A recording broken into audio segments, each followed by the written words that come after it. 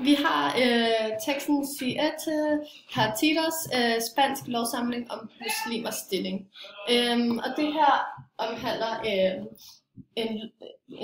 nogle love fra en lovsamling, som gav jøder og muslimer, som var under et kristent herredømme. Og de var påbegyndt på initiativ af kong Alfonso X af Kastilien.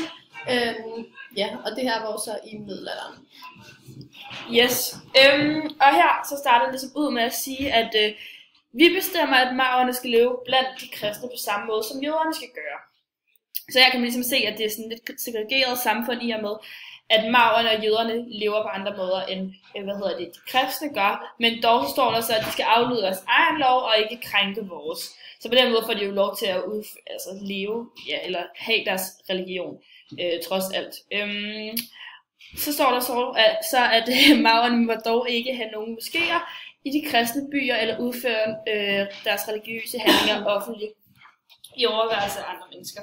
Så her kan man ligesom også se, ligesom i kalif Omars pagt, at de må godt have deres tro, de må dog ikke vise nogen sådan tydelige symboler eller tegn på, at de ligesom har den her tro, og derved så kan de ligesom sætte sådan en midlertidig stopper for islams ekspansion og for jødedoms ekspansion, fordi de netop ikke må vise deres symboler, og ja, de symboler har ligesom en stor del af deres identitet at gøre, så i hvert fald i den tid. Så står der så her, kristne bør omvende maurerne med venlige ord og ikke med tvang. Og ja, det kan man ligesom se her, at de siger ligesom det der med, at kristne de bør bestræbe sig på at omvende maurerne ved at tro på vores religion, men man skal ikke gøre det med vold eller tvang.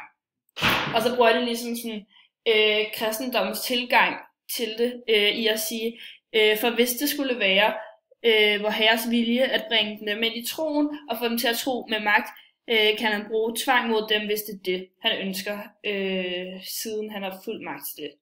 Så der bruger jeg ligesom sådan en kristendommens tilgang til det. Så det her kan man ligesom godt se, at der er et ønske om, at maurerne skal blive kristne, men at de skal ikke tvinges til det. Yes, og så her i næste afsnit er det her med, at loven om, at altså hvis en kristen bliver maur, og de gør det meget klart i det her, at det aldrig vil være normale mennesker, der vil gøre det, altså omvende sig fra kristen til maur. Der står her, mennesker bliver nogle gange sindssyge og mister deres dømmekraft, som f.eks. hvor lykkelige mennesker, og de der mister et hvert håb, afsværer troen på vor Herre Jesus Kristus og bliver maur. Altså det gør det meget klart, at det ikke vil være normale mennesker, der vil gøre det her, men kun sindssyge mennesker, som er gået fra forstanden. Og så bliver det også meget klart, at hvis du nogensinde bryder den her lov, er konsekvensen rigtig hård, og du vil overordnet ikke have et liv. De siger det her med, at vi bestemmer derfor, at alle, der er skyldige i denne ondskab, skal miste alle deres ejendele og ikke have ret til nogen anden del af dem. Ja, og så videre, ikke? Altså de gør det klart, at overtrædelse af den her lov har rigtig høje konsekvenser.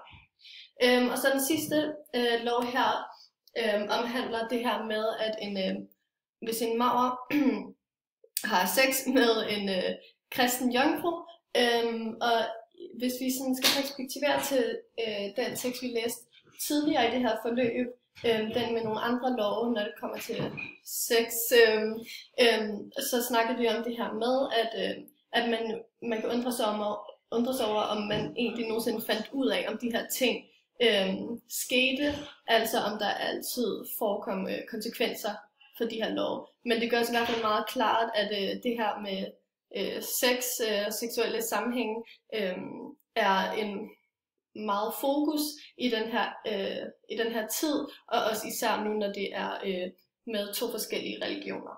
Ja, og så kan man ligesom sådan, jeg skal ligesom stille sig selv et spørgsmål, om det var, at de kristne så var religiøst tolerance omkring maurerne og jøderne, og vi synes egentlig, at sådan, der er jo en nogenlunde tolerance i og med, at de godt må have den tro, de gerne vil have, og de ikke bliver tvunget til at blive kristne.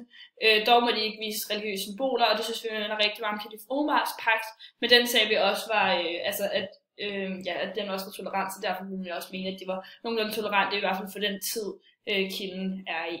Så ja.